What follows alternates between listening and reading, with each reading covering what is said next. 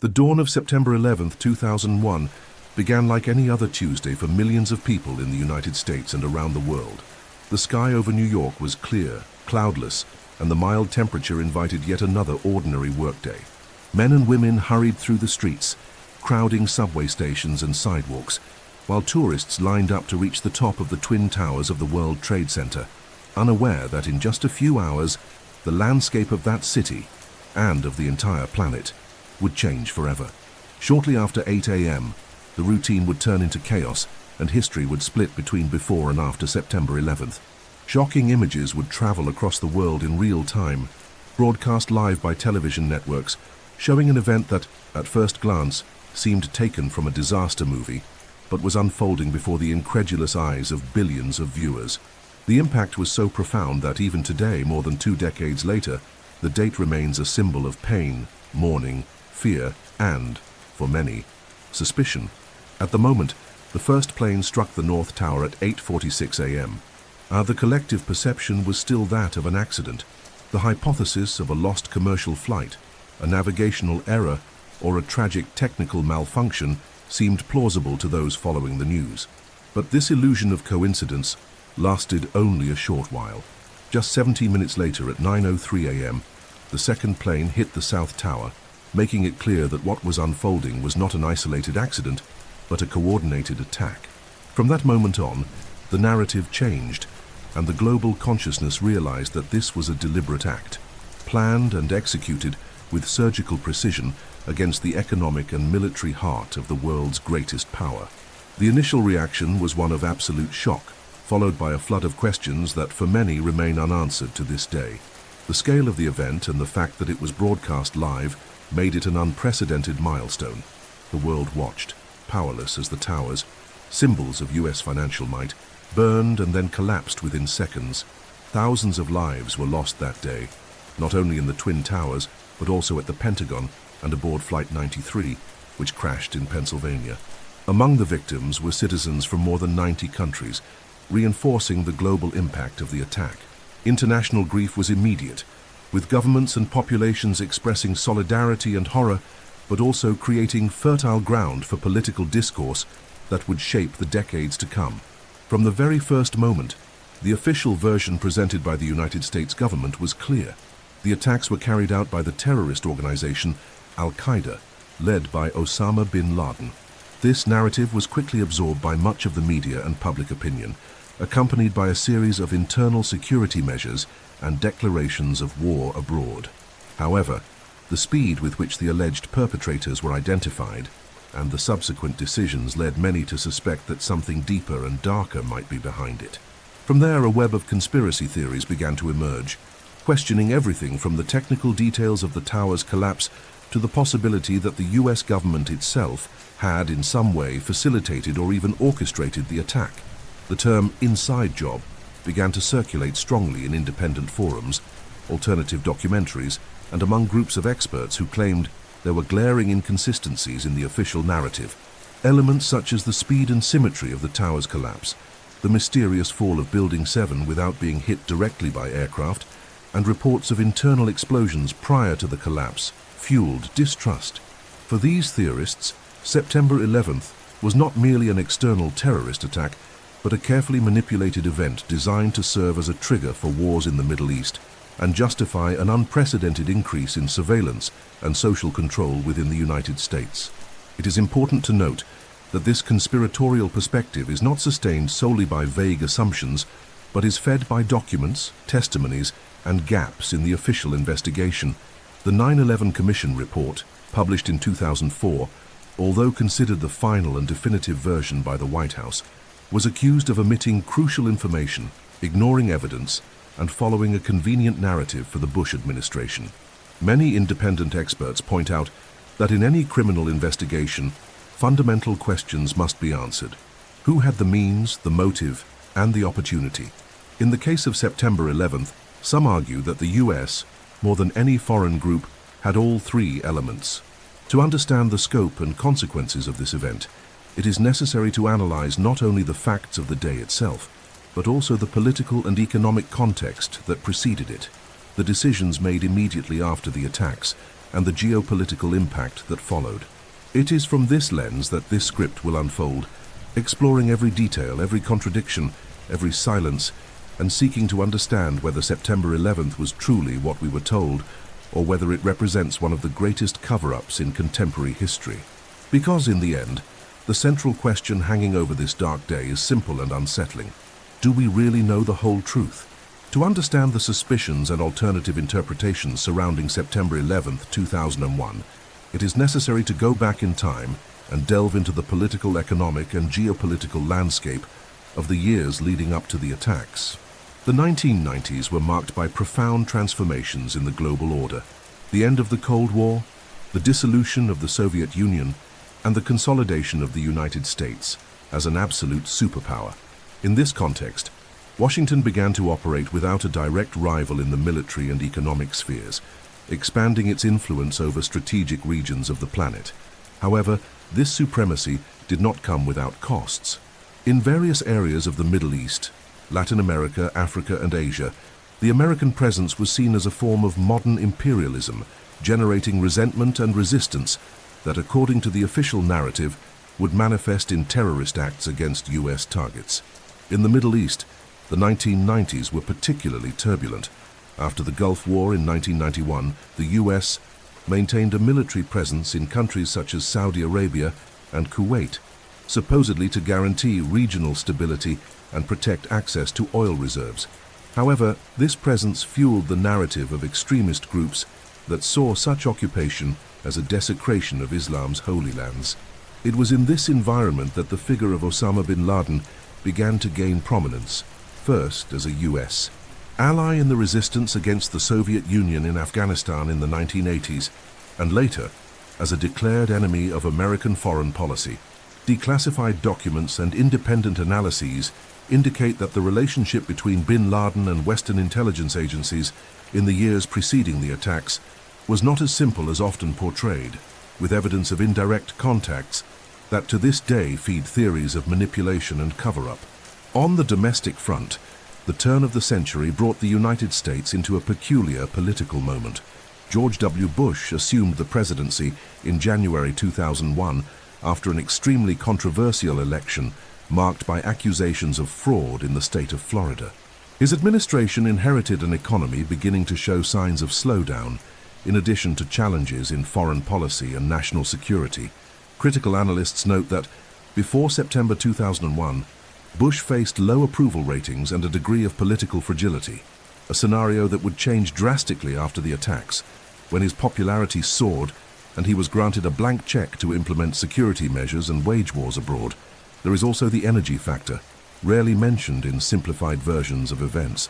In the years preceding September 11th, the U.S.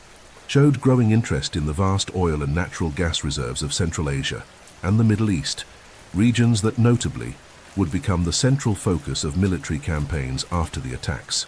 Afghanistan, for example, occupied a strategic position for the construction of pipelines linking Caspian Sea reserves to the Indian Ocean, bypassing routes through rival countries.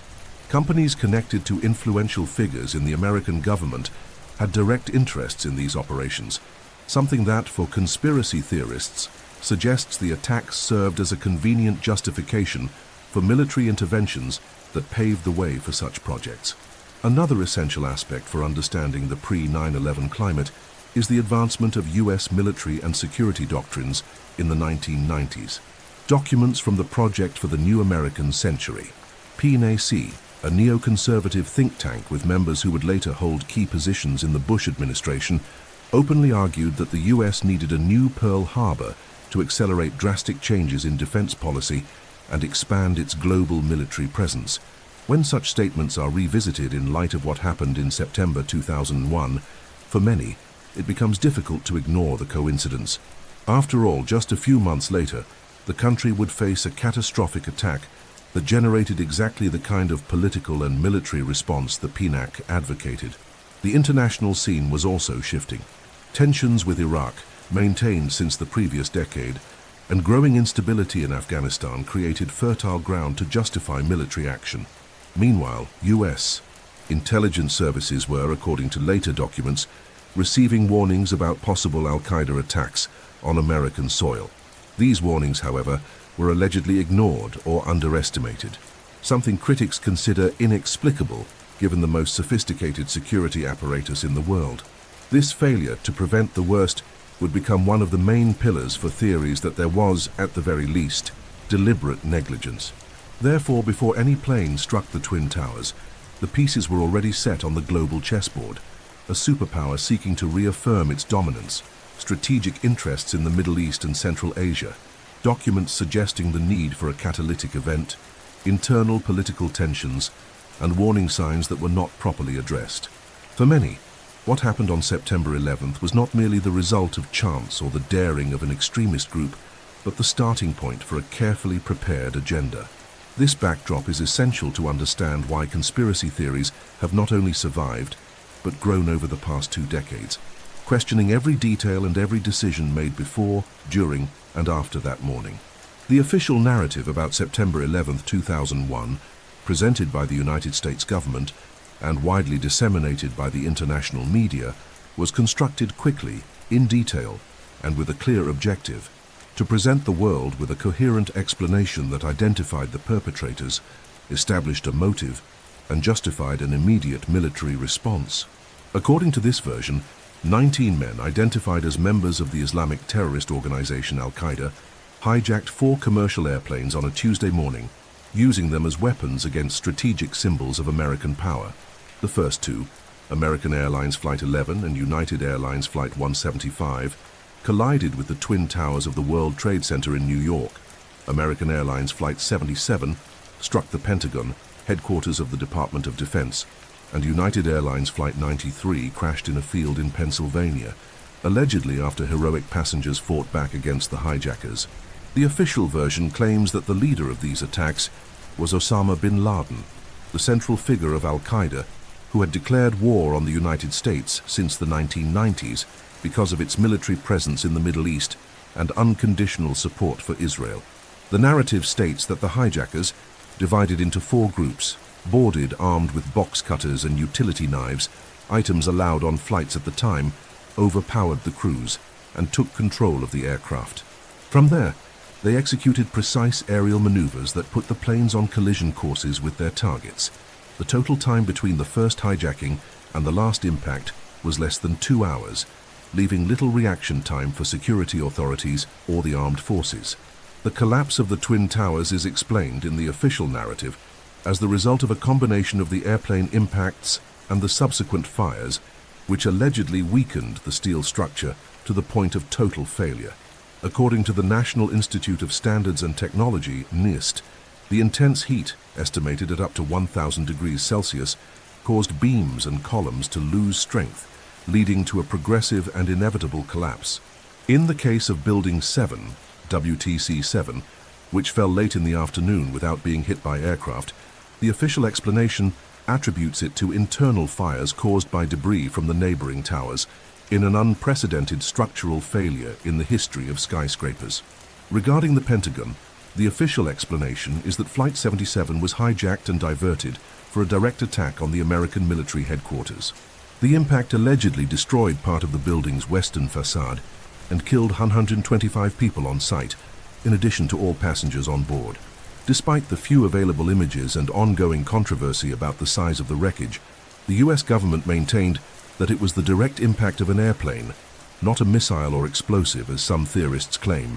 Flight 93, in turn, became the symbol of popular heroism in the official version. According to recordings and communications, some passengers, aware of the fate of the other planes, decided to confront the hijackers, resulting in the crash of the aircraft in Shanksville, Pennsylvania, before it could reach its final target, which, according to authorities, could have been the White House or the Capitol. The National Commission on Terrorist Attacks upon the United States, known as the 9/11 Commission, was established in November 2002 to investigate the events. In July 2004, the final report of more than 500 pages was published, confirming the official version and detailing communication failures between intelligence and security agencies. The document described the attacks as a missed opportunity to prevent them, but dismissed any involvement or prior knowledge by the US government. This narrative, presented as definitive, quickly shaped public perception and was used to justify immediate actions, such as the approval of the Patriot Act, which drastically expanded domestic surveillance powers, and the invasion of Afghanistan under the argument of eliminating al-Qaeda and capturing Osama bin Laden. However, from the start, critics pointed out that the clarity and speed with which details were presented raised suspicions. How was it possible to identify all the hijackers just hours after the attack, amid the chaos, with the black boxes of some planes allegedly damaged or unusable? For supporters of the official version, the answer lies in investigative efficiency. For skeptics, in narrative convenience. Regardless of one's position, the fact is that the official version was consolidated and firmly defended, while any public questioning was often dismissed as an unfounded conspiracy theory. This stance helped create a barrier between the official discourse and persistent doubts that over the years have only grown as new evidence, documents, and testimonies emerged. It is precisely at this point that cracks in the accepted story begin, and where alternative hypotheses find space to grow.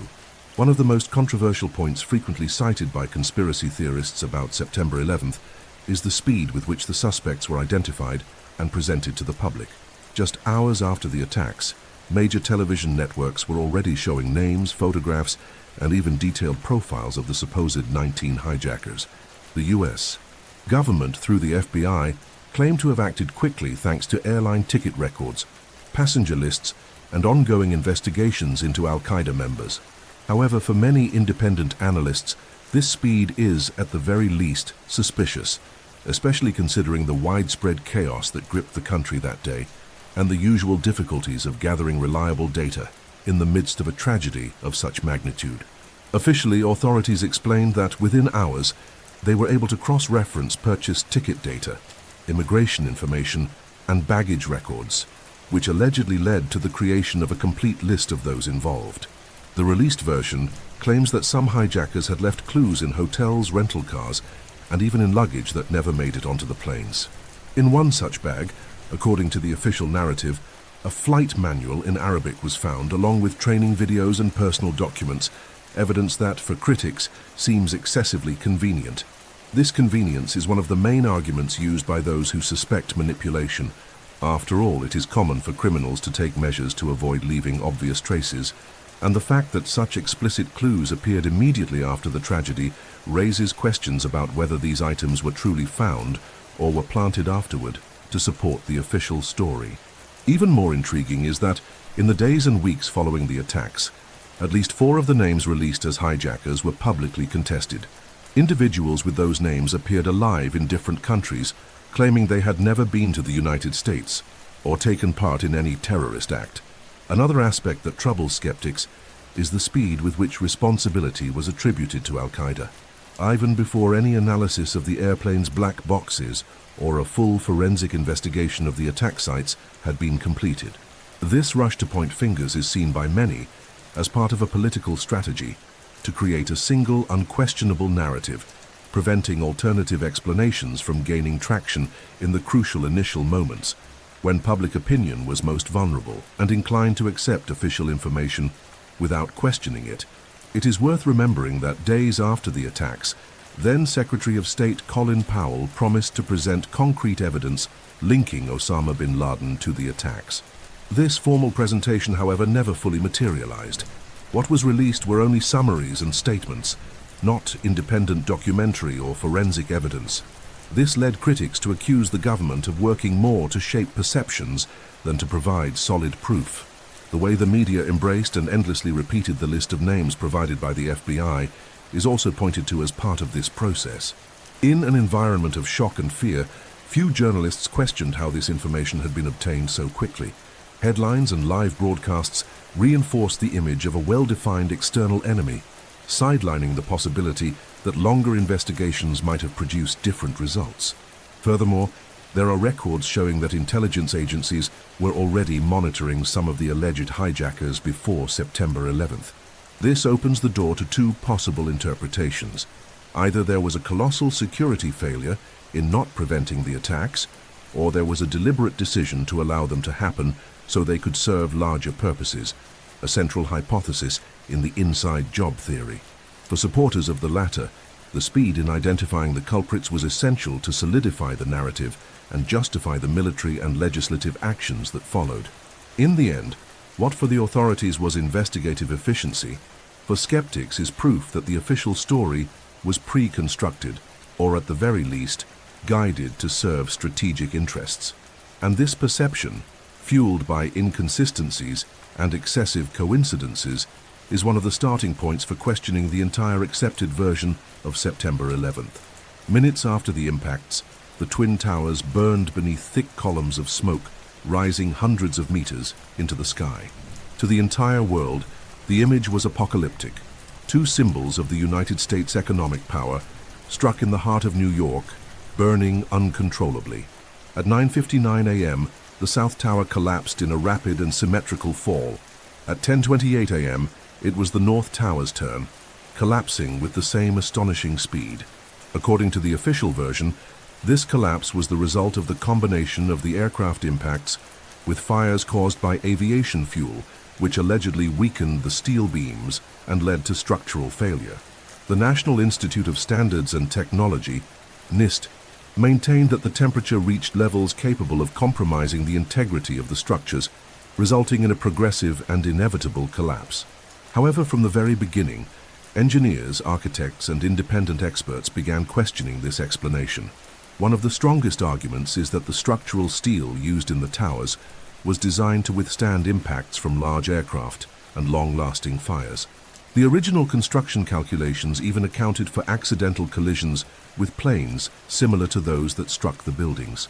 Moreover, for steel to completely lose its strength, a temperature exceeding 1,500 degrees Celsius would be necessary, something many claim could not have been achieved solely by burning aviation kerosene, whose maximum heat output in open conditions is approximately 980 degrees Celsius. Another point fueling the controlled demolition theory is the way the towers fell, straight down, symmetrically, and at a speed close to free fall. In planned demolitions, explosives are positioned to remove structural support in a calculated way, causing the building to collapse into itself and minimizing damage to the surrounding area. For many specialists, the fact that two massive independent structures fell so uniformly suggests a controlled process, not a chaotic collapse caused only by fire and irregular structural damage. There are also reports of internal explosions before and during the collapses. Firefighters, journalists, and survivors claim to have heard sequential detonations from inside the towers, particularly from the basements, moments before the collapse. Some of these statements were captured in videos and live broadcasts, but according to critics, they received little attention in the official investigations. The hypothesis put forward is that explosive charges could have been discreetly installed in key points of the structures and detonated at the exact moment to trigger the complete collapse. Images and records of debris reinforce this view for skeptics.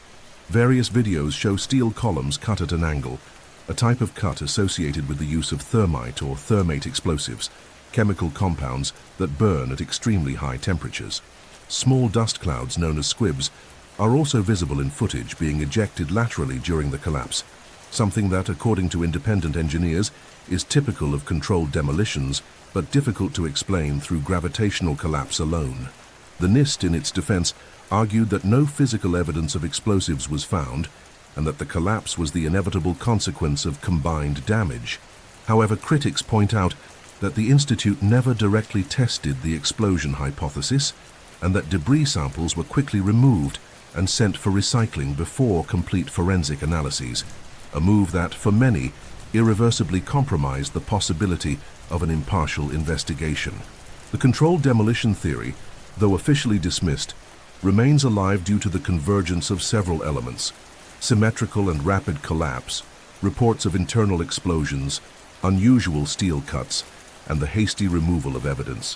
For those who support this view, September 11th was not just an external attack, but a precisely planned event carried out with inside help, intended to create the emotional and political impact necessary to profoundly alter the course of US and global policy.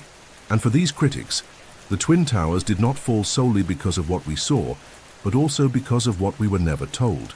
If the collapse of the Twin Towers already raises doubts and intense debates, the case of Building 7, also known as WTC-7, is even more enigmatic and, for many, the most disturbing element of the entire September 11th event. Located about 110 meters north of the North Tower, WTC-7 was a 47-story building that housed offices of major government and financial agencies, including the CIA, the Secret Service, the Department of Defense, and the U.S. Securities and Exchange Commission.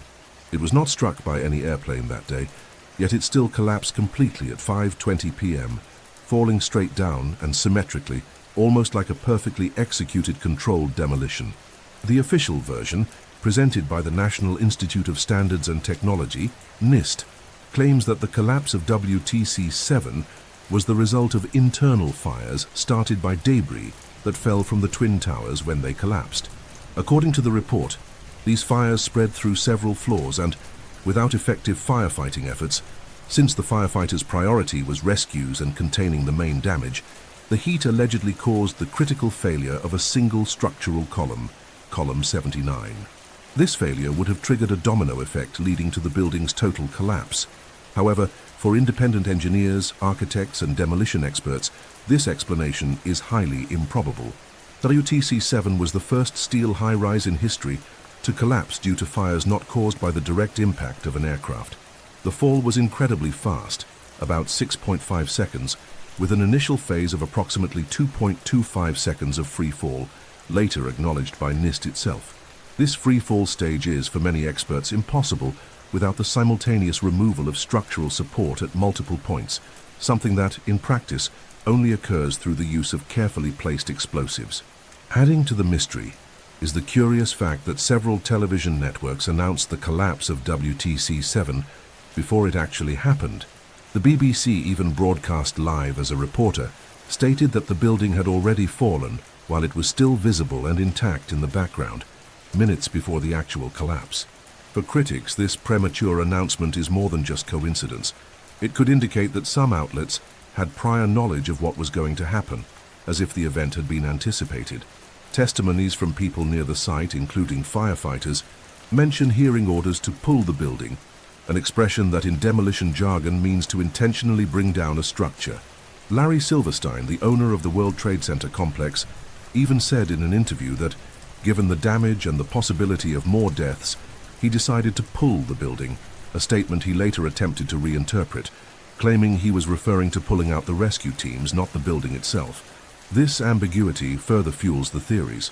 Another intriguing element is the fact that WTC-7 housed sensitive investigative documents from agencies such as the Securities and Exchange Commission, which was handling cases involving major financial crimes, including billion-dollar corporate fraud. The sudden and complete destruction of the building resulted in the physical loss of many of these files, something that for some theorists is no coincidence, but rather one of the hidden objectives of the collapse. For those who support the controlled demolition hypothesis, WTC-7 is the most difficult element to explain within the official narrative. The straight, clean, and symmetrical fall, the free fall speed, the lack of historical precedent for similar collapses, and the sensitive content that was destroyed make this building a true smoking gun, the clearest proof for skeptics that September 11th involved more than just an external attack. The case of WTC-7, far from being just a secondary detail of the day, has become one of the pillars of independent investigations seeking to dismantle the official version of events. Among the most unsettling elements repeatedly cited by engineers, firefighters, and survivors of September 11th are the reports of internal explosions occurring before and during the collapse of the Twin Towers and WTC-7. These accounts emerged within hours of the attacks and, in many cases, were captured by cameras and microphones from news crews broadcasting live. What these recordings show is that, even before the towers fully gave way, loud sequential sounds, similar to detonations, echoed inside the buildings, accompanied by intense vibrations that made the floors and walls shake. For many, this did not resemble the sound of structures naturally failing, but rather calculated explosions, like those used in controlled demolitions.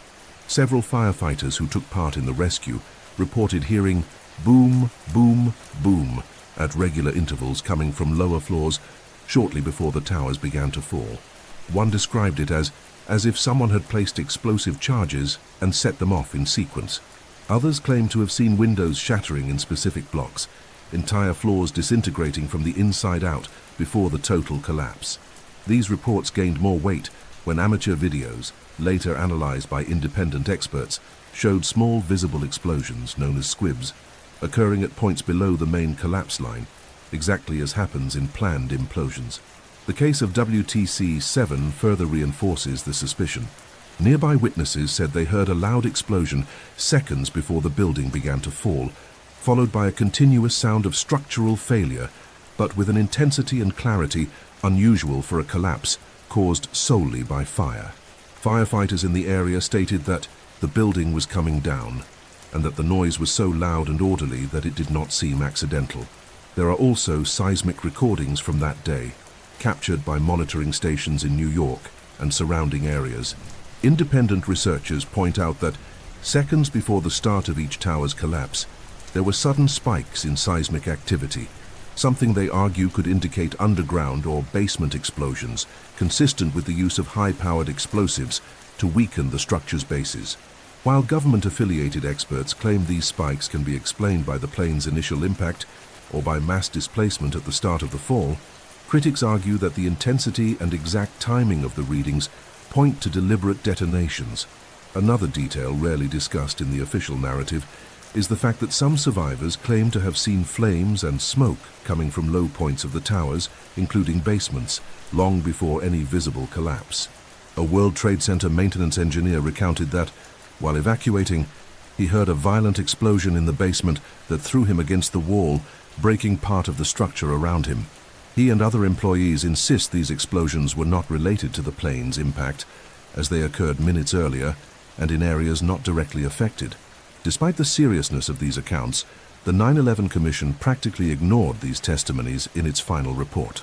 The NIST, in turn, concluded it found no concrete evidence of explosives, but did not conduct specific tests to rule them out.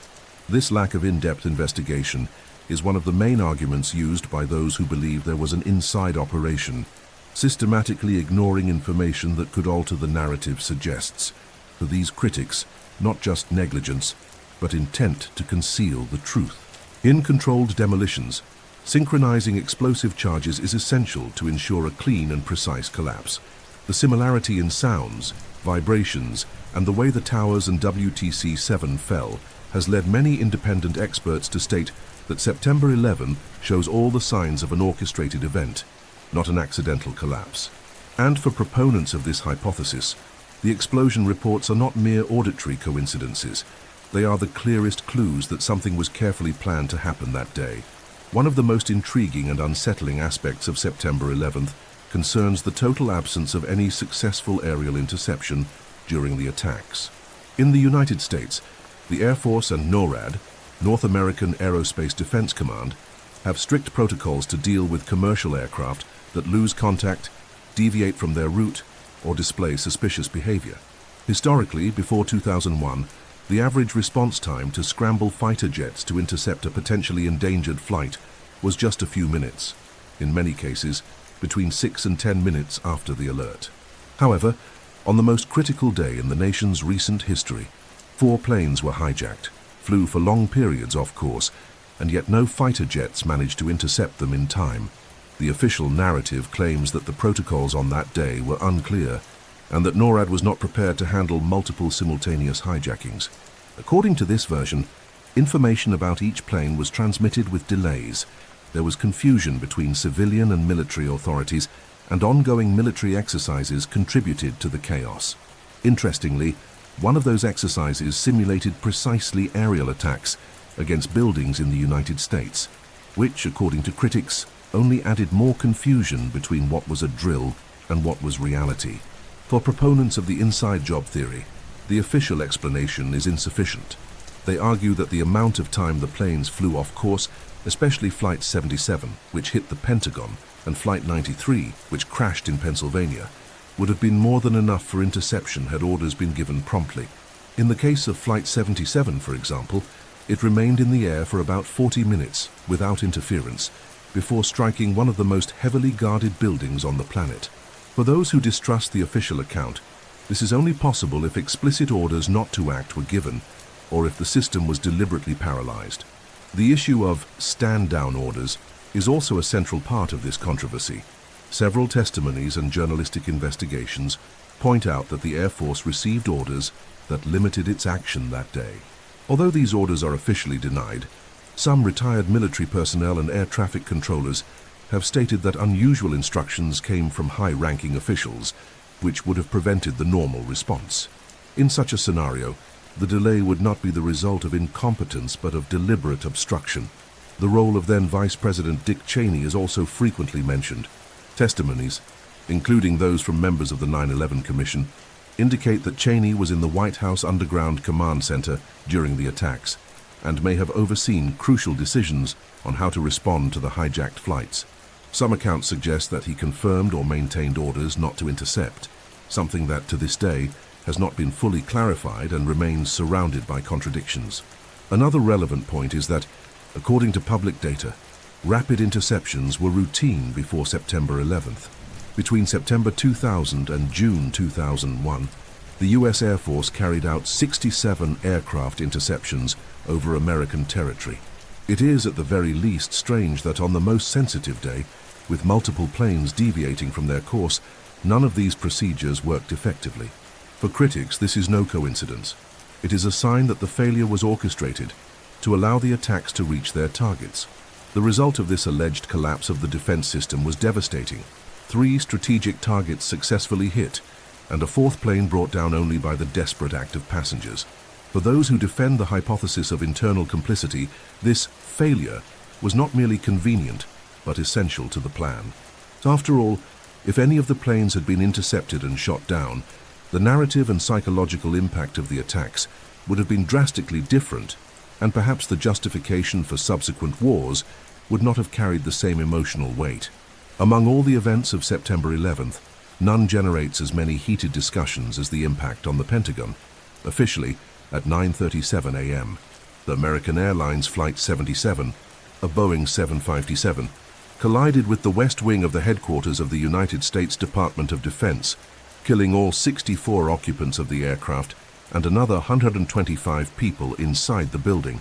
The official narrative describes that the plane was hijacked and piloted by Hani Hanjour, one of the alleged members of Al-Qaeda, who supposedly performed an extremely precise aerial maneuver to hit the building at a recently renovated and still partially unoccupied section, minimizing the number of casualties inside.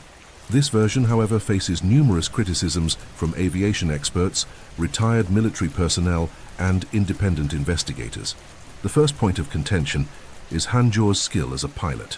Records from flight schools show that he struggled even to operate small single-engine planes and, according to instructors, lacked the proficiency to execute the complex final maneuver.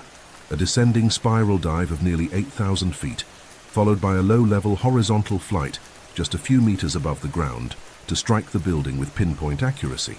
Experienced pilots affirm that performing such a maneuver precisely in a Boeing 757 would require advanced training that Hanjour supposedly did not have. Another controversial aspect is the physical damage to the Pentagon. Images available shortly after the attack showed an initial hole that was relatively small and, according to critics, incompatible with the wingspan of a Boeing 757, which measures more than 38 meters. The wings and tail, according to eyewitnesses, left no clear marks on the facade. Moreover, there was a notable absence of large fuselage debris scattered on the lawn in front of the building, something normally expected after a collision of that magnitude.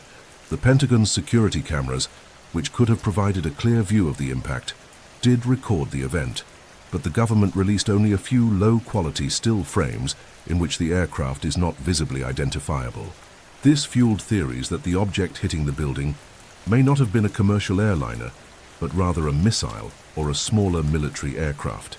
This hypothesis is reinforced by some witness accounts claiming they saw a fast, small projectile approaching the building, not a large passenger plane. The location of the impact also raises suspicions. The West Wing, recently reinforced to withstand explosions, had strengthened walls and was partially empty due to ongoing renovations, resulting in a relatively small number of casualties inside. For skeptics, this was not a coincidence. but a deliberate choice to control the damage and visual impact while maintaining the narrative of an attack on the heart of the US military. Another detail rarely addressed by mainstream media is the fate of security camera footage from nearby establishments such as hotels and gas stations. Shortly after the attack, FBI agents allegedly collected these recordings and took them without making them public. To this day, only an extremely limited number of images have been released, and none provide clear visual proof that a Boeing 757 was responsible for the impact. The official version states that evidence found at the site, such as engine parts, fuselage fragments, and human remains, confirms the presence of Flight 77. However, critics argue that this evidence was presented in a controlled manner without the possibility of independent verification. In addition, the quick removal of debris and restricted access to the site prevented any external forensic analysis. For those who believe in the theory of an inside operation, the attack on the Pentagon is seen as a carefully planned piece of the puzzle to complete the picture of terror and US vulnerability, ensuring that the military apparatus would be mobilized without question. The choice of a military target combined with the destruction of visual evidence and the physical inconsistencies forms, according to these critics, one of the darkest and most revealing points of September 11th. In the official narrative, United Airlines Flight 93 became one of the most emotional and patriotic symbols of September 11th. According to the United States government, this aircraft, with 44 people on board, was hijacked by 4 members of Al-Qaeda and directed toward a strategic target in Washington, D.C., possibly the White House or the Capitol. Unlike the other 3 planes, Flight 93 never reached its destination. The publicly accepted version states that passengers, after learning of the attacks on the Twin Towers and the Pentagon through phone calls, decided to act. Armed only with courage, they improvised a counterattack against the hijackers, forcing the plane to crash into an open field near Shanksville, Pennsylvania, at 10:03 a.m., thus preventing an even greater tragedy. This story of heroism was widely amplified by the media and became a fundamental part of the rhetoric of unity and resistance of the American people. President George W. Bush himself praised the passengers as national heroes. Movies, books, and memorials were produced to immortalize this act of bravery, turning Flight 93 into an example of the strength of the human spirit in the face of terror. However, behind this inspiring narrative lies a series of inconsistencies, omissions, and strange facts that fuel alternative theories about what really happened to the aircraft. The first point of doubt concerns the extent and dispersion of the debris. In air accidents, especially when there is a direct collision with the ground, most of the fuselage and bodies are expected to remain concentrated at the impact site. In the case of Flight 93, however, witnesses and rescue teams reported that debris was found kilometers away from the official crash point, including light fragments such as papers and insulation material located more than 10 kilometers away. For independent investigators, such dispersion is more consistent with an in-flight explosion, as could occur in the event of a shoot-down, than with a controlled crash into the ground. Another curious element is the small crater left by the impact. Aerial images taken shortly after the crash show a relatively modest hole, with limited depth and a visible absence of large portions of the aircraft. This scene was described by some reporters on site as resembling a hole left after a missile strike, rather than the chaotic wreckage of a large commercial airliner. The absence of large fuselage pieces and the extreme fragmentation of bodies also raised doubts, since even in high-impact accidents, some sections of the aircraft usually remain recognizable.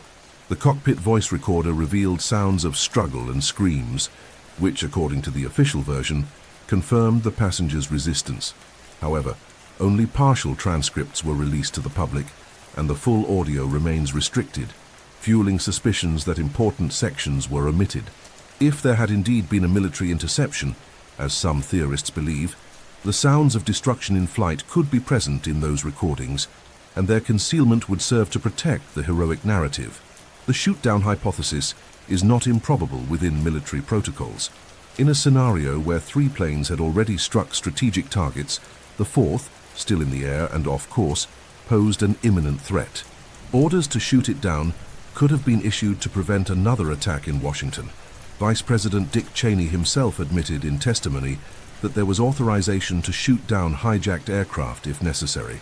The problem is that publicly acknowledging that the government ordered the destruction of a plane with innocent passengers could cause irreparable damage to the administration's image, especially in the highly emotional climate of the moment. Eyewitnesses to Flight 93 reported seeing a second aircraft in the area shortly before the crash, which reinforces the theory of a possible missile or military interception. This second aircraft was said to be either a military jet or an unidentified plane that followed Flight 93 until the moment of the explosion or impact. The official report briefly mentions this observation, but dismisses it without in-depth investigation. In the end, for those who believe in the official version, Flight 93 represents the best of humanity, proving that ordinary people can change the course of history. For skeptics, however, it is an example of how an emotional narrative can be constructed and maintained to cover up an unpopular action, possibly an authorized shootdown. Either way, the truth about what really happened in the final minutes of this flight remains shrouded in shadows, protected by partial versions and gaps that may never be fully revealed. Among the most controversial pieces of the September 11th puzzle are the financial movements that took place in the days immediately before the attacks. These transactions, detected by stock exchanges and regulatory agencies, involved unusually high trading volumes, especially in shares of airlines and insurance companies that would be directly affected by the events. For many independent investigators, the nature and precision of these operations suggest that some investors had prior knowledge of what was about to happen, or at the very least, that something of catastrophic proportions was imminent. The first relevant anomaly was observed in the shares of American Airlines and United Airlines, the two companies whose aircraft were hijacked in the attacks. On September 6th and 7th, 2001, there was a surge in put options for these companies, reaching up to 600% above the normal average. This type of operation allows investors to profit from a decline in a stock's value, and in the case of these two airlines, the prices plummeted immediately after the attacks, resulting in millions in profits for those who bet on the drop. The intriguing detail is that these movements were extremely targeted, focusing solely on these companies without affecting the entire airline sector, which suggests specific knowledge about which targets would be hit. In addition to the airlines, there were also unusual movements involving insurance companies such as Munich Re and AXA, which held million-dollar policies covering the World Trade Center. Investors purchased large quantities of put options on these insurers just days before the attacks, and as expected, the market value of these companies collapsed with the tragedy, generating immediate profits. The coincidence is so striking that in any traditional financial investigation, it would be considered a strong indication of insider information. Another curious case involves the World Trade Center complex itself. Larry Silverstein, the businessman who had taken over the lease of the Twin Towers just a few months before September 11th, managed to include a clause in the insurance contract covering terrorist attacks, something unusual that became crucial after the events. Following the attacks, Silverstein went to court arguing that each tower hit represented a separate event, attempting to receive double the payout, totaling more than $7 billion. Although this dispute was partially resolved in favor of the insurers, the mere fact that the policy had been renegotiated in such a specific way shortly before the attack is seen by many as a coincidence that is hard to accept. Official investigations into these financial movements were conducted by agencies such as the SEC, U.S. Securities and Exchange Commission, and the FBI. However, the results made public were inconclusive. Authorities stated there was not enough evidence to confirm that these trades were based on prior knowledge of the attacks. The problem is that many details of the investigation were classified, and the names of the investors who profited were never revealed, citing privacy protection. This lack of transparency strongly fuels suspicion. There are also records of bank transfers and capital movements that occurred in the hours and days immediately before September 11th. Some of these transactions involved amounts exceeding $100 million and originated from financial institutions headquartered in the World Trade Center itself. After the attacks, part of these records was destroyed, making a full trace impossible. This has led some theorists to suggest that, in addition to geopolitical objectives, September 11th may also have served to cover up large-scale financial crimes. For those who support the inside job theory, these movements are not mere coincidences, but rather signs that certain groups, possibly linked to the financial and political sectors, not only knew what was going to happen, but also profited from it. The coincidence in this case lies not only in the timing, but in the surgical precision with which the bets were placed, exactly on the companies and sectors that would be directly devastated. And for those who analyze September 11th through the lens of profit, this financial trail is as revealing as any physical evidence left in the wreckage. September 11th was not just an unprecedented historical event, it was also a global media spectacle broadcast in real time. The images of the planes striking the Twin Towers, the explosions, the collapse of the buildings and the panic in the streets of New York were replayed endlessly on television networks around the world, imprinting themselves in an almost traumatic way on the collective memory. The media, intentionally or not, became a fundamental agent in building the official narrative, defining not only what the public saw, but also how they interpreted what was happening. From the very first minutes after the first plane struck, networks such as CNN, BBC, NBC, and Fox News went into continuous coverage, with anchors and reporters commenting live on footage arriving from multiple sources. Initially, there was uncertainty and speculation, talk of an accident, of a possible technical failure, until the second impact erased any doubt about the intentionality of the attacks. From that moment on, the framing of the coverage quickly aligned with the version that would later be consolidated by the government, that of a coordinated attack by Al-Qaeda. The choice of images shown also played a crucial psychological role. The most shocking scenes, people jumping from the towers, the complete collapse of the buildings, the faces of victims and desperate family members, were repeated in a loop, creating a state of collective shock and fear that made it easier to accept emergency measures. For communication scholars, this incessant repetition functioned as a mechanism of emotional conditioning, permanently associating the attack with a clearly defined external enemy. One of the most controversial points was the coverage of the collapse of WTC-7. As previously mentioned, some broadcasters, such as the BBC, went so far as to announce the building's collapse before it actually occurred, broadcasting live a reporter stating that the building had already fallen while it was still visible and intact in the background. For skeptics, such an error cannot be explained simply as a communication mishap. It would be evidence that certain information had been scripted in advance. Another suspicious element is how the media quickly dismissed testimonies and footage that did not fit the official narrative. Amateur videos showing internal explosions, clouds of dust appearing below the collapse line, and the sounds of detonations were largely ignored by the major networks, while invited experts repeated explanations aligned with the government. This created an effect of informational monoculture, where the public was exposed to a single possible interpretation, drastically reducing the space for critical questioning.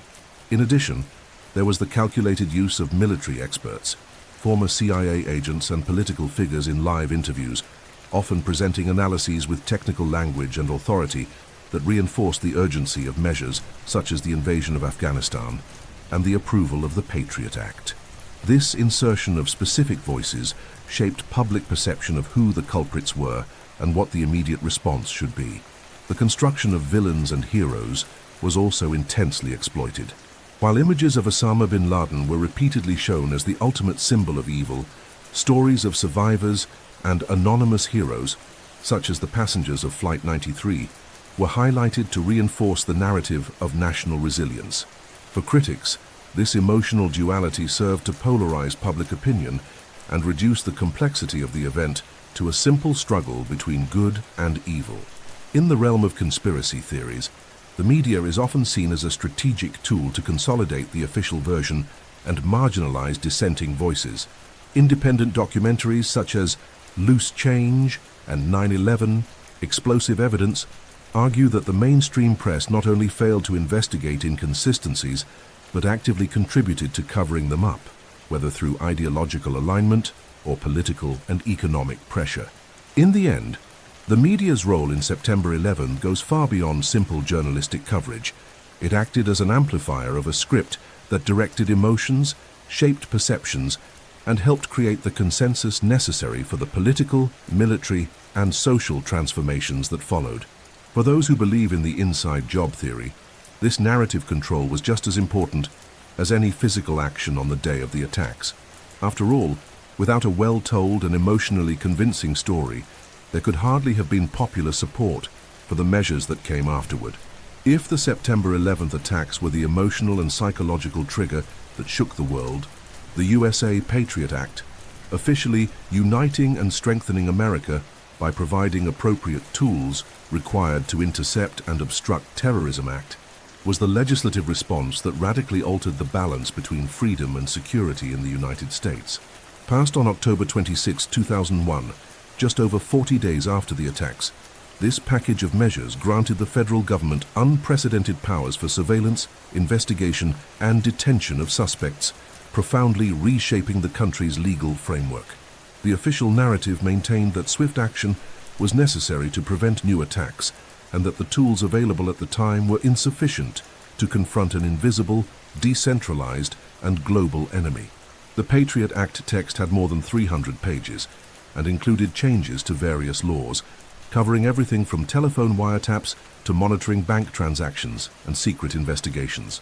The speed with which it was approved is seen by many critics as a sign that it was already prepared even before the attacks, merely awaiting the right moment to be imposed, an observation that reinforces the thesis that September 11th could have been used as a pretext to implement a surveillance project that, under normal circumstances, would have faced strong popular and political resistance. Among the most impactful changes was the expansion of the concept of terrorism suspect, allowing any person, even US citizens, to be investigated, detained, and prosecuted based on vague and subjective criteria. The government was given the freedom to carry out searches without traditional warrants, sneak and peek warrants, access library records, monitor digital communications on a large scale, and obtain confidential information from financial institutions without the need for a formal court order. This ability to collect and retain mass personal data paved the way for espionage programs later revealed by whistleblowers such as Edward Snowden. Another controversial point was the possibility of indefinite detention for foreigners considered suspected of ties to terrorism, even without formal charges. This practice led to abuses and the creation of a parallel justice system, exemplified by the Guantanamo detention center in Cuba, where prisoners were held for years without trial, subjected to coercive interrogations and, in many cases, torture. The Patriot Act therefore not only expanded investigative power, but also created a legal gray area that undermined fundamental rights enshrined in the US Constitution. For proponents of the conspiratorial narrative, the Patriot Act is the most concrete proof that September 11th was instrumentalized, if not orchestrated, to consolidate a permanent surveillance state. The transformation was so profound that, according to analysts, it marked the beginning of a new political era, where the justification of the war on terror served to sustain unprecedented levels of both foreign military interventions and domestic monitoring. At the same time, many of the provisions originally presented as temporary were renewed or permanently incorporated into US legislation, even after the official end of certain military operations. The reaction of public opinion is also telling. In the midst of trauma and fear of new attacks, there was little initial resistance to the measures of the Patriot Act. The official rhetoric, amplified by the media, reinforced the idea that those opposing the law were in some way on the side of the terrorists. This climate of social and political pressure suffocated democratic debate, creating an artificial consensus around the idea that liberties had to be sacrificed in order to guarantee security. In retrospect, scholars and former intelligence agents acknowledge that the Patriot Act represented a colossal expansion of government power, with impacts that went far beyond the immediate response to September 11th. For critics, this was the true goal: to use collective shock as a catalyst to legitimize a surveillance and control infrastructure that, without a traumatic event, would never have been accepted. Thus, September 11th, in addition to being an act of physical violence, would also have been an act of political and social engineering, shaping the internal and external landscape of the United States for decades to come.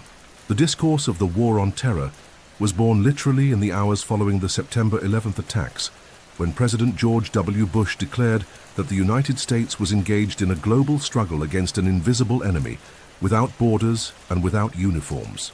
This rhetoric not only galvanized the American population around a sense of unity and vengeance, but also offered a blank check for military and political actions that, according to many analysts, had been planned long before the fall of the Twin Towers. The War on Terror thus became the perfect narrative framework to justify decades of foreign interventions and a reconfiguration of the global geopolitical map. The first target was Afghanistan, invaded on October 7, 2001, under the argument that it was harboring Osama bin Laden and Al-Qaeda. Operation Enduring Freedom was presented as a mission to capture those responsible for the attacks and dismantle terrorist networks. However, it quickly became clear that the objective went far beyond the pursuit of individuals.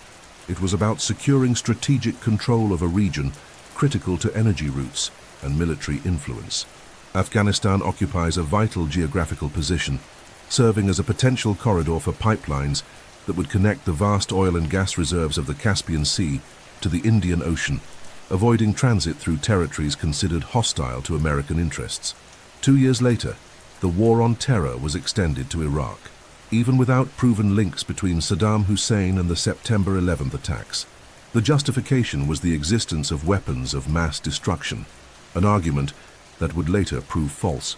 Still, the narrative was sufficient to gain initial support from Congress and a significant portion of the American population. Iraq, in addition to its immense oil reserves, represented a strategic point for consolidating the U.S. military presence in the Middle East, encircling countries like Iran and Syria. For critics, September 11th was the perfect catalyst to open the door to an invasion that had already been on the agenda of think tanks and military strategists for years. The War on Terror also served to expand the U.S. military presence in regions such as the Horn of Africa, Southeast Asia, and even Latin America, always under the pretext of combating terrorist cells or preventing attacks. In practice, this meant the establishment of military bases, cooperation agreements, and covert intelligence operations that significantly increased Washington's geopolitical influence. Domestically, the rhetoric of the War on Terror was used to support mass surveillance policies and restrictive measures on civil rights, as seen in the previous section on the Patriot Act. The central argument was simple and effective. To defeat a diffuse enemy, exceptional methods were necessary. Thus, practices such as indefinite detention, enhanced interrogations, a euphemism for torture, and large-scale electronic monitoring became not only acceptable, but institutionalized. For those who defend the theory that September 11th was, at the very least, exploited in a calculated way, the War on Terror is the central piece of the puzzle. It allowed the U.S. government to consolidate a new national security doctrine, project military power in strategic regions, and open markets for the arms and private security industry. Companies linked to influential political figures, including members of the Bush family and close allies, earned billions from reconstruction contracts, arms supplies, and intelligence services. This war, unlike traditional conflicts, has no defined end. The concept of terrorism is elastic enough to be applied to different groups and countries, depending on geopolitical convenience at the time. This ensures that the War on Terror can continue indefinitely, justifying new interventions whenever necessary. In this sense, for critics and independent investigators, September 11th was not just an attack. It was the foundational event of an era of planned wars, in which the justification of national security masks long-term economic and strategic interests. The hypothesis that September 11th may have been an inside job, planned, facilitated, or at least allowed by elements within the United States government itself, is perhaps the most controversial and explosive of all theories. Popularly known as inside job, this idea claims that the attacks were not solely the work of Al-Qaeda, but the result of a carefully designed plan serving long-range strategic, economic, and political interests. According to proponents of this view, the magnitude, precision, and consequences of 9/11 align so perfectly with certain power objectives that it is unlikely everything occurred without at least internal complicity. The core of this theory rests on the classic investigative triad: means, motive, and opportunity. In terms of means, the United States possessed, and still possesses, one of the most sophisticated intelligence apparatuses in the world. capable of monitoring communications, financial movements, and suspicious activities virtually anywhere on the planet. For critics, it is inconceivable that an attack of this scale could be planned and executed without the CIA, NSA, and FBI detecting clear warning signs. In fact, there are records of prior alerts from foreign intelligence services, such as those of Israel, Germany, and Russia, warning of possible Al-Qaeda attacks on American soil, which were allegedly ignored or downplayed. As for motive, the list is extensive. September 11th provided the perfect justification to implement the Patriot Act, expand domestic surveillance, increase the military budget, and launch a series of wars in the Middle East and Central Asia, all aligned with strategic interests previously documented by groups like the Project for the New American Century, PNAC. This think tank, which included key figures from the Bush administration, had already stated in 2000 that transforming the U.S. military apparatus would require a catalyzing event similar to a new Pearl Harbor. For supporters of the inside job theory, 9/11 was exactly that, the necessary trigger to reshape U.S. domestic and foreign policy. The opportunity was also present. With a new Republican administration in power, surrounded by figures with interventionist histories and ties to the military and energy industries, there was not only the capacity to carry out such an operation, but also a network of political, corporate, and media allies to uphold the official narrative. The speed with which the version of events was presented, the immediate identification of the culprits, and the global coordination in accepting that narrative are seen by many as signs of a prearranged plan. Advocates of the theory also highlight the physical and logistical anomalies of the day, the symmetrical collapse of the towers, and WTC-7, reports of internal explosions, the absence of aerial interception, inconsistencies in the Pentagon attack, and doubts about Flight 93. For them, each of these elements taken alone would already justify deeper investigation. Combined, they form a picture that can hardly be explained by simultaneous failures and unfortunate coincidences. Another frequently raised point is media control over the narrative. If there were an inside job, it would be essential to ensure that the initial versions presented to the public solidified a single, emotionally compelling story, preventing dissenting voices from gaining traction early on. According to critics, this is exactly what happened, with independent journalists and dissenting experts being marginalized, ridiculed, or accused of being anti-American. For skeptics of this theory, it is more plausible that September 11th resulted from incompetence and failures in intelligence coordination, but for inside job supporters, these failures were not accidental, they were deliberate. They argue that by allowing or facilitating the attacks, certain sectors of government and their connected corporations got exactly what they wanted: an undeniable pretext to expand power, redefine global geopolitics, and profit through billion-dollar war and reconstruction contracts. Whether or not one believes in the inside job theory, the fact remains that it has persisted for lack of definitive refutation. The refusal to investigate certain anomalies, the destruction or concealment of evidence, and the alignment between events and subsequent strategic interests created fertile ground for this hypothesis to remain alive more than 2 decades later. For many, as long as these questions remain unanswered, September 11th will be remembered not only as a tragedy, but as a possible crime of state. When the National Commission on Terrorist Attacks upon the United States, better known as the 9/11 Commission, was established in November 2002, more than a year after the events, public expectation was that it would provide a definitive and transparent explanation of everything that had happened that day. However, for critics and independent investigators, the Commission's work was from the very beginning limited by political restrictions, lack of access to essential evidence, and a clear tendency to protect certain figures and institutions. The final report, published in July 2004 and running over 500 pages, is considered by many to be a document more concerned with upholding the official narrative than with seeking the complete truth. One of the most frequent criticisms is that the Commission was not created spontaneously, but rather under intense pressure from the families of the victims, who fought tirelessly to ensure there was a formal investigation. The Bush administration resisted the idea for months, claiming that such investigations could compromise national security and divert resources from the war on terror, When it finally agreed, the White House imposed limitations such as short deadlines, a restricted budget, and control over which documents could be released. Access to key witnesses was also problematic. President George W. Bush and Vice President Dick Cheney only agreed to testify under unusual conditions, together in the same room, without a formal oath and without official recordings. This unprecedented situation generated enormous distrust, as it prevented them from being questioned separately about crucial decisions made on the day of the attacks. Additionally, several agents from the CIA, FBI, and FAA, Federal Aviation Administration, gave inconsistent or contradictory statements compared to the official records, and many of these accounts were not included in the final report.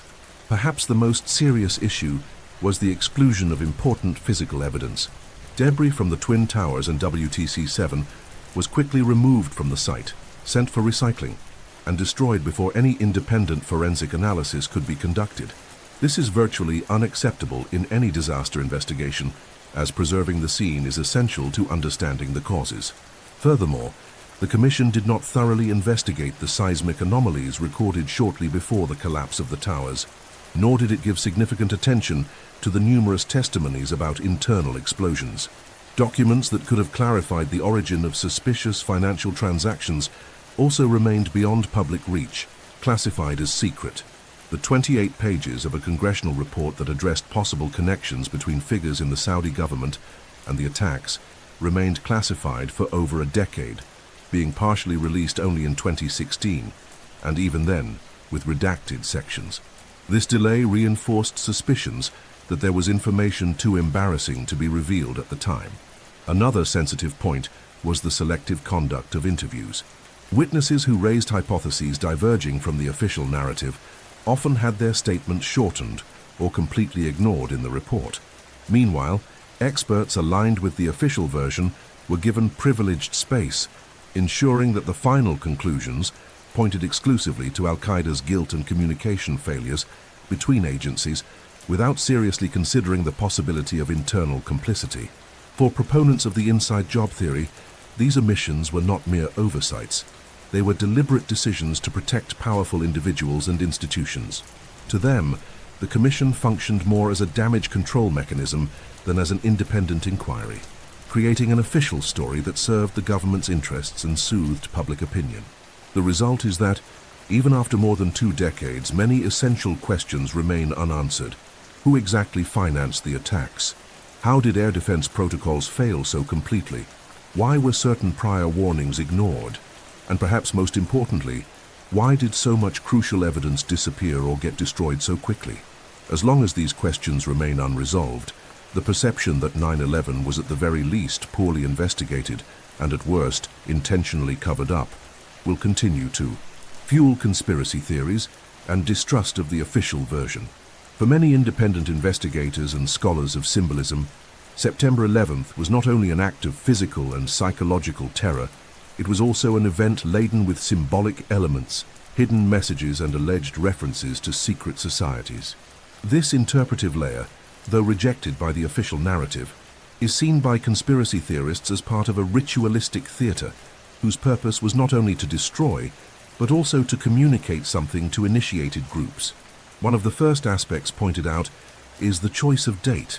The number 11, prominently repeated, carries esoteric meanings in various occult traditions, being associated with transition, chaos, and the breaking of established orders. Coincidentally, or not, the Twin Towers side by side visually resemble the number 11, and the date 9/11 in the United States also refers to the national emergency number, reinforcing the psychological impact. For some numerologists, this choice was deliberate, part of a symbolic code with global resonance. Another recurring element is the connection to Masonic and Illuminist symbols. The World Trade Center was not just a commercial complex, but an architectural landmark, full of geometric references. Its proportions and alignments, according to symbolism researchers, may refer to principles of sacred architecture. Furthermore, the fact that the complex was targeted in 2 separate attacks, the first in 1993 and the second in 2001, is seen by some as a 2-stage work, a concept common in rituals involving destruction and reconstruction. The presence of prophetic messages in pop culture before the attacks is also frequently cited. Films, TV series, and even advertisements had years earlier shown images of planes colliding with towers or explicit references to the number 9/11. A famous example is an episode of The Lone Gunman, a spin-off of The X-Files which aired in March 2001 and depicted a plot where terrorists hijack a plane to crash it into the World Trade Center. Other examples include magazine covers, comic books, and posters that, according to theorists, anticipated or prepared the collective unconscious for the event. The question of the attack's signature is also debated. Some occult researchers claim that major impactful events used for social engineering often carry symbolic marks, functioning as a kind of ritual signature, signs meant for those who understand esoteric language. For these scholars, the way the towers collapsed, the timing sequence of the impacts, and even the mysterious collapse of WTC-7 would fit this pattern. There are also allegations of subliminal messages transmitted by the media on the day of the attack. Some live broadcasts captured seemingly out-of-place comments from anchors and reporters, such as repeated mentions of "New World Order" or "The world will never be the same." For those who see September 11th as part of a larger project of social re-engineering, these phrases acted as subconscious reinforcements to cement the idea that the old order was over and a new era had begun, an era of surveillance, control, and permanent war. Finally, the coincidence of personalities connected to secret societies holding prominent positions in government, the armed forces, and even the security companies operating at the World Trade Center fuels suspicion that the event was not only geopolitical, but also symbolic. The notion that elites use public traumatic events as rituals of power is old, and for these analysts, September 11th fits perfectly into this model, a globally broadcast spectacle laden with hidden meanings, whose emotional impact was as deep as its political consequences. For skeptics, all this is nothing more than coincidences and forced interpretations. But for those who believe in the symbolic layer of September 11th, ignoring these elements means losing an essential part of what the event truly represented, not just the physical destruction of a landmark, but the execution of a calculated act meant to symbolically mark the transition to a new global paradigm. Among the elements that most sustain alternative theories about September 11th are the testimonies of experts who, based on their areas of knowledge, directly challenge the conclusions of the official narrative.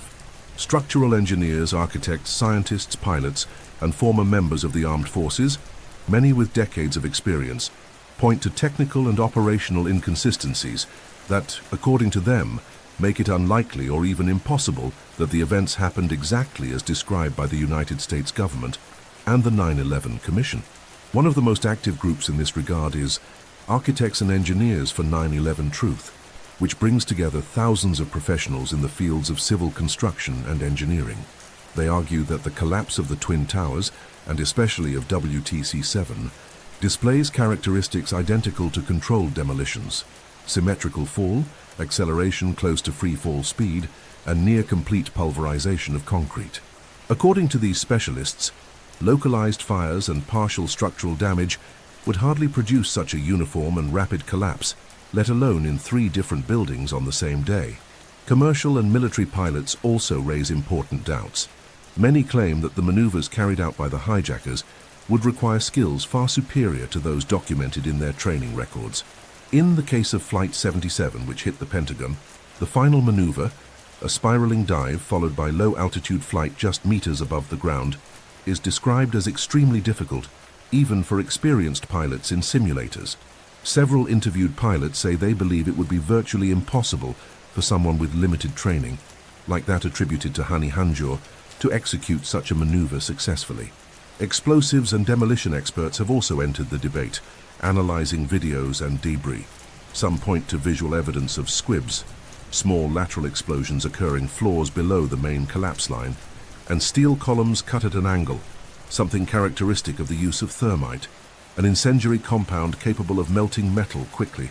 Although NIST stated that it found no signs of explosives, these experts argue that debris samples were removed quickly and that no systematic search for chemical residues was conducted, making any definitive conclusion impossible. In the field of seismology, there are intriguing records. Spikes in seismic activity seconds before the start of the tower's collapse, which some researchers say are consistent with underground detonations.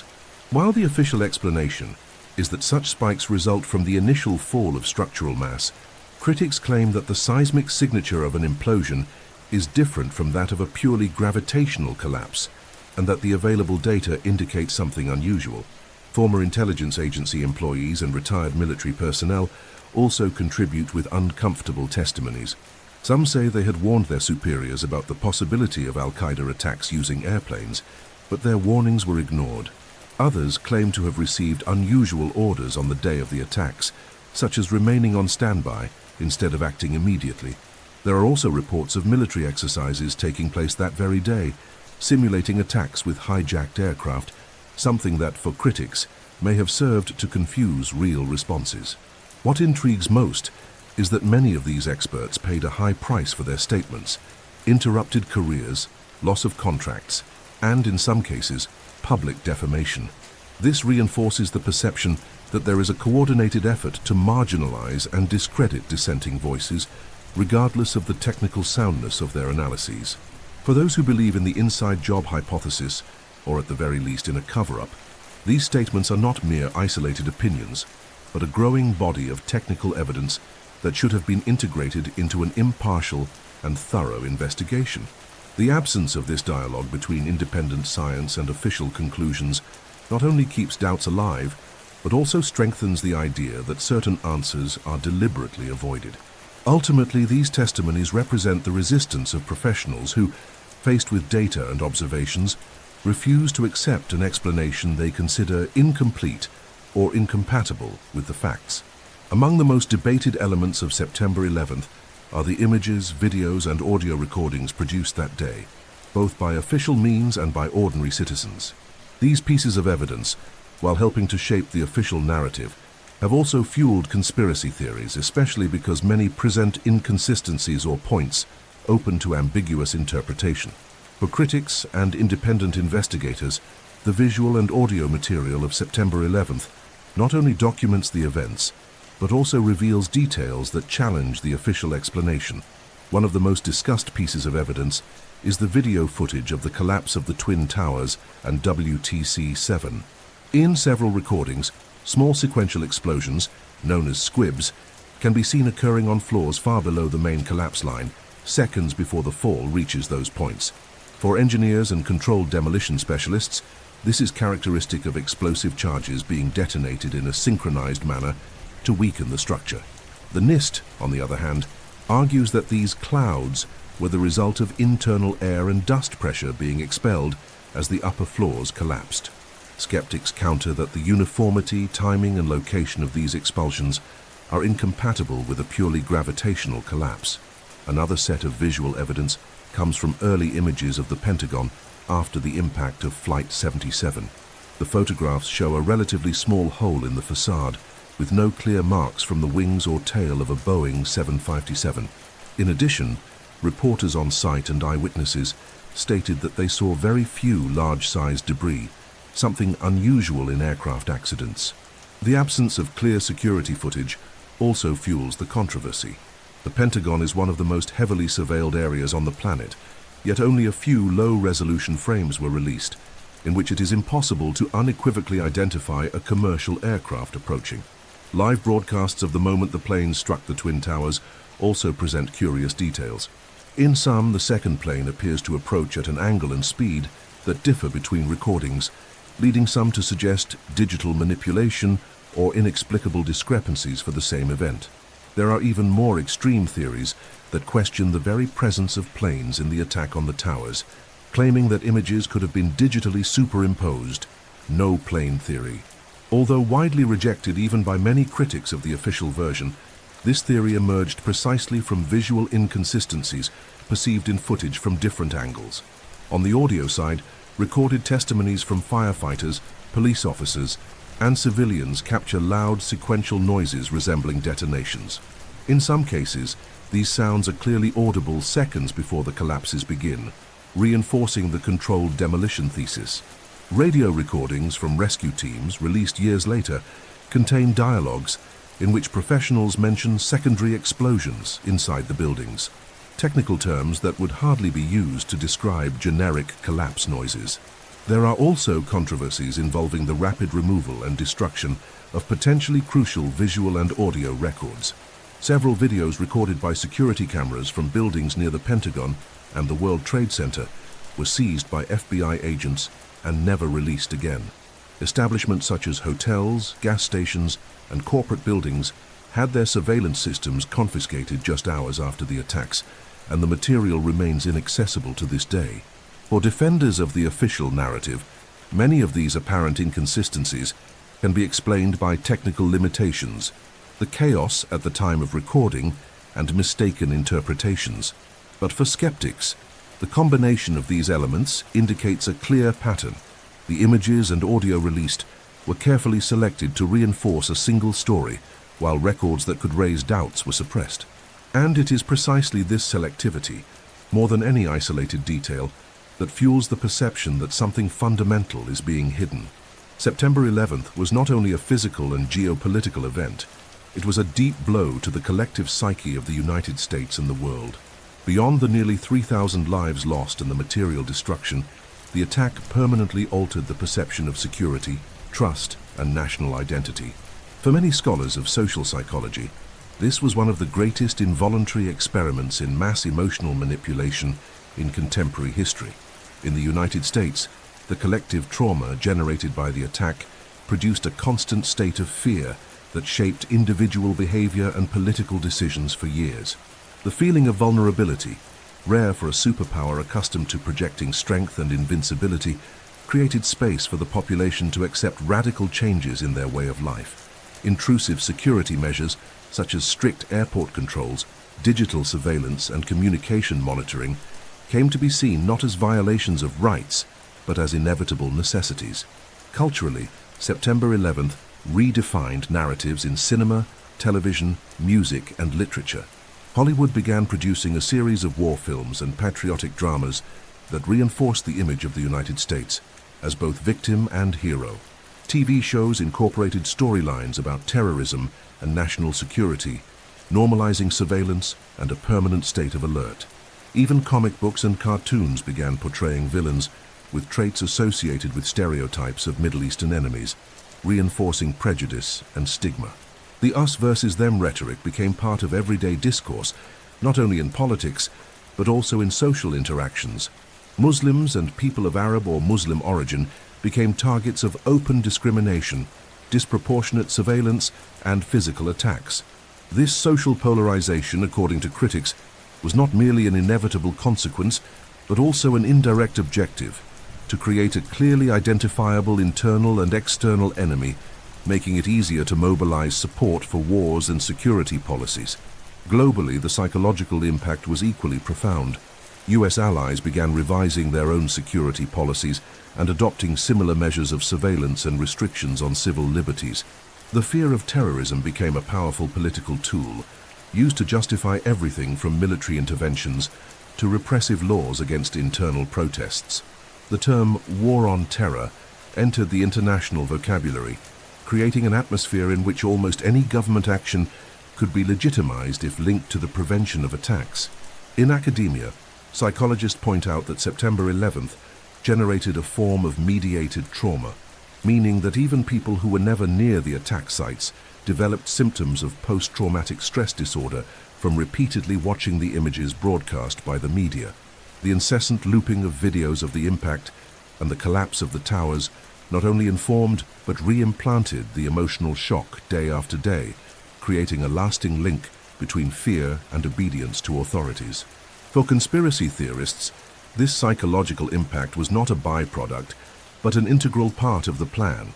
According to this view, large-scale traumatic events are used as tools of social engineering. They destabilize the population, create a state of suggestibility, and make it easier to accept radical changes that, under normal circumstances, would face resistance. In this sense, September 11th would have been designed not only to topple buildings or start wars, but to profoundly reshape the mindset of entire societies. Whatever the interpretation, the fact is that the cultural and psychological consequences of September 11th are still felt more than 2 decades later. Memories of the attack continue to be evoked in political speeches, advertising campaigns, and even sporting events, reinforcing the narrative of a country eternally fighting against external threats. This permanence in the collective imagination ensures that September 11th is remembered not only as a tragedy, but as a milestone of social transformation, whose effects, intentional or not, have shaped and continue to shape the world we live in. September 11th was not confined to the borders of the United States. It redefined the global geopolitical chessboard.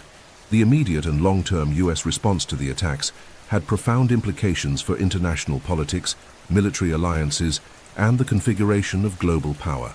More than 2 decades later, it is still possible to identify policies, conflicts, and surveillance structures that were born directly from the decisions made in the weeks and months following that day. The first major consequence was the almost instantaneous mobilization of an international coalition under the banner of the War on Terror. NATO countries invoked Article 5 of the treaty for the first time, declaring that an attack against one member was an attack against all. This gave legitimacy to the invasion of Afghanistan and consolidated the Western military presence in Central Asia.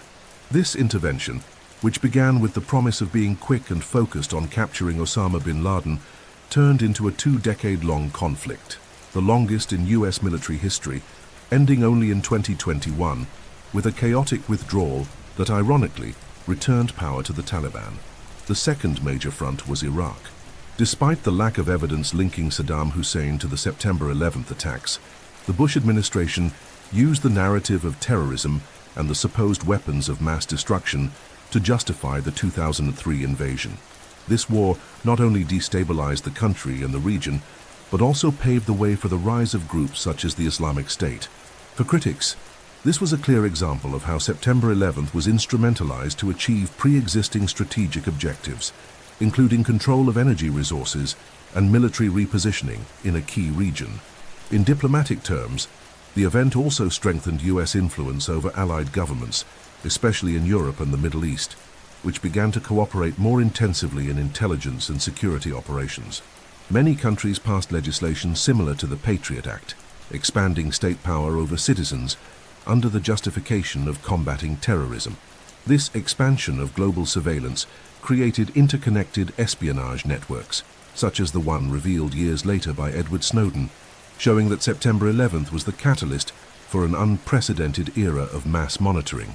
On the economic front, the arms industry and private security sector experienced exponential growth. Companies linked to politicians and former military personnel secured billion-dollar contracts for reconstruction, weapons supply, security services, and surveillance technology.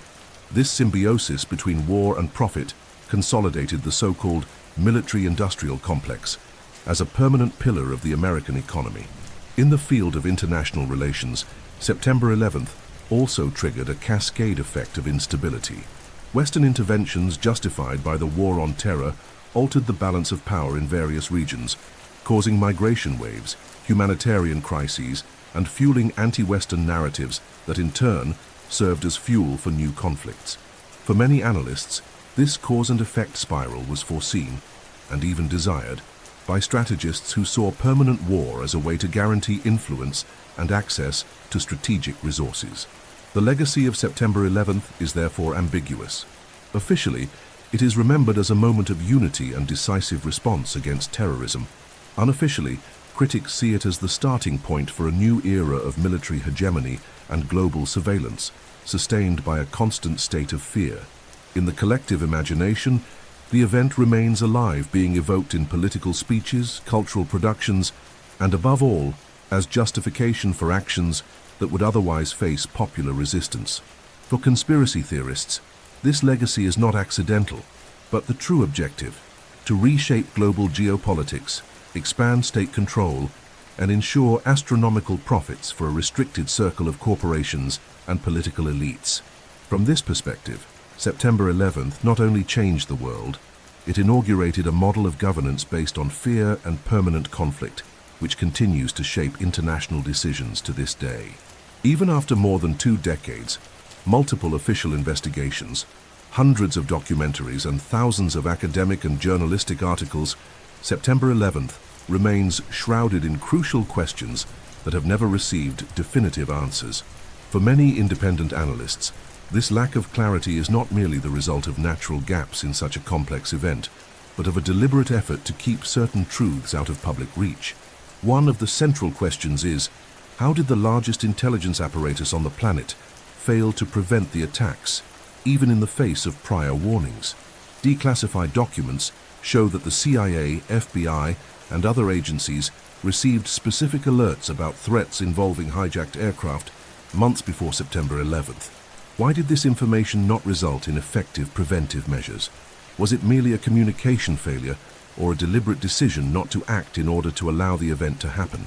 Another persistent doubt concerns the nature and speed of the collapses of WTC-1, WTC-2, and WTC-7. The official explanation, based on structural damage and fires, continues to be contested by engineers and architects who claim that the characteristics of the falls are consistent with controlled demolitions. Why did NIST refuse to formally investigate the possibility of explosives, even in the face of multiple testimonies and visual records indicating explosions prior to the collapse? The attack on the Pentagon Tassenstays also leaves gaps. Why are there no clear images showing a Boeing 757 approaching, despite it being one of the most monitored areas in the world? Why were security camera tapes from nearby establishments seized and never released? And how could a pilot with a history of poor skills have executed a maneuver considered extremely difficult by experienced professionals? Regarding Flight 93, the official heroic narrative states that passengers prevented an attack on a target in Washington. However, the scattering of debris over such a wide area and the presence of witnesses who reported a second aircraft in the region suggest the possibility of a shoot-down. If that happened, why not admit it publicly? The farms such unusual financial movements. In the days before the attack, put options on airline and insurance company stocks directly affected, as well as million-dollar transfers from accounts located in the WTC, are another area of silence. Who exactly profited from these transactions, and why do their names remain protected under secrecy? There is also the ongoing question about the role and agenda of the war on terror. Why was the invasion of Iraq, a country with no proven link to the attacks, so quickly justified and executed? And to what extent did September 11th serve as a catalyst for legislative and military changes that were already planned, such as the Patriot Act and the expansion of U.S. bases across the Middle East and Central Asia? Finally, there is the broader question: who really benefited from September 11? The official answer is that no one benefited, as it was a national and global tragedy. But when analyzing the consequences, it is clear that certain sectors, the arms industry, private security, electronic surveillance, energy, and construction, thrived enormously. Moreover, political figures gained powers and legitimacy to carry out agendas that, before the attack, faced strong resistance. For those who believe in the official version, these questions persist because traumatic events always leave areas of shadow. For skeptics, they are clear signs that there is more to the story than we have been told, and that the gaps are kept open deliberately, not out of incompetence, but out of convenience. Until these answers come to light transparently, September 11th will continue to be both an open wound and a carefully preserved enigma. September 11th, 2001 is without a doubt one of the most defining and transformative events in modern history. It not only caused physical destruction and massive loss of life, but it also profoundly reshaped politics, the economy, culture, and the collective psychology, not just of the United States, but of the entire world. Officially, it is remembered as the day America was attacked by a brutal external enemy, requiring an immediate and decisive response. However, for millions of people and a vast network of independent investigators, journalists, and experts, the story is far more complex and possibly much darker than the official narrative admits. Over more than 2 decades, evidence, contradictions, and gaps have emerged that directly challenge the official version presented by the 9/11 Commission and repeated by the mainstream media. From the inexplicable failures in the air defense system, to the almost perfect free-fall collapse of 3 buildings, to suspicious financial transactions and the rapid removal of physical evidence, The set of anomalies is far too extensive to be dismissed as mere coincidence. The way the event was immediately used to pass restrictive legislation, justify strategic wars, and expand the global surveillance apparatus reinforces the perception that 9/11 was more than just an attack. It was a turning point that was carefully exploited, and according to some, carefully planned. What is most disturbing to skeptics is not only what happened on that day, but what came afterward. The war on terror became a war without an expiration date, in which the enemy is diffuse and ever-changing, and where every new crisis can be used to further expand state control and justify new military interventions. Fear and trauma became powerful political tools, shaping public opinion and enabling decisions that, under normal circumstances, would have faced strong resistance.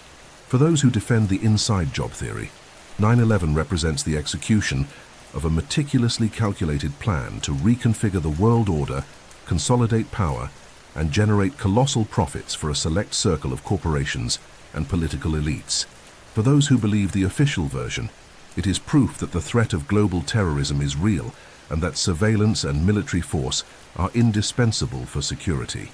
Between these two views lies a vast space of uncertainty where unanswered questions continue to echo. What is undeniable is that 9/11 left permanent marks. It altered the functioning of the state, redrew the boundaries of power, influenced cultures, and forever changed the way people perceive freedom and security. And perhaps the greatest legacy of that day is precisely the fact that, more than 20 years later, we still cannot or will not arrive at a consensual truth. Meanwhile, the date remains a symbol, a warning, and for many a reminder that history is not always written only with facts, but also with interests, strategies, and calculated silences. In the end, the essential question hanging over 9/11 is not only what happened, but why did it happen, and for whose benefit? Until these answers are given transparently, 9/11 will remain not only a tragedy, but also an enigma, and perhaps a warning that the truth, when it involves power on a global scale, is always the hardest part to reveal.